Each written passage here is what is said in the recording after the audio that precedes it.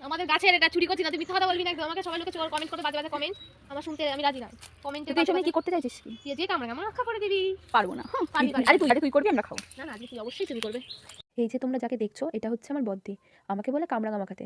আমার হাতে খড়ি যার হাত ধরে তোমরা তাকে কি দেখবে না? তো আজকে তারই হাতের জিনিস দেখো। দিদি তুই আজকে ভিডিও বানাচ্ছিস নাকি? নতুন চ্যানেল খুলেছিস? হ্যাঁ, তুমি এখন শীতকাল এসে গেছে, কুড়ে হয়ে গেছো, আর কি হবে? আমারই করতে হবে। ভিউয়ার্সরা তো ওরা তো অপেক্ষা করে রয়েছে, তুমি ভিডিও করবে নতুন নতুন।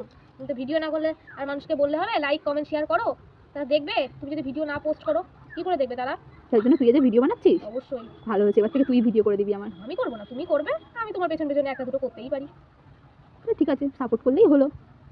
দেখো নর্মালি যে সমস্ত জিনিস দিয়ে সমস্ত ফল মাখানো হয় সেই সমস্ত জিনিসই দেওয়া হয়েছে, আদার্স আর কিছুই দেওয়া হয়নি। তো আমরা 4 ভাই বোন, আমাদের 4 জনের মধ্যে এই সবার বড়, আর এই হচ্ছে আমাদের গুরুদেব। আমাদের সমস্ত কিছুর বদমাইশি থেকে শুরু করে ভালো কিছু সব কিছুরই হাতে খড়ি এর থেকে।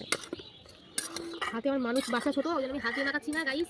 চামচও এখানে আনিনি, ওই জন্য ছুরি দিয়েই কাঁচা নিয়েছি। বাঙালিরা তো বোঝোই, বাঙালিরা যেমন হয় আর কি।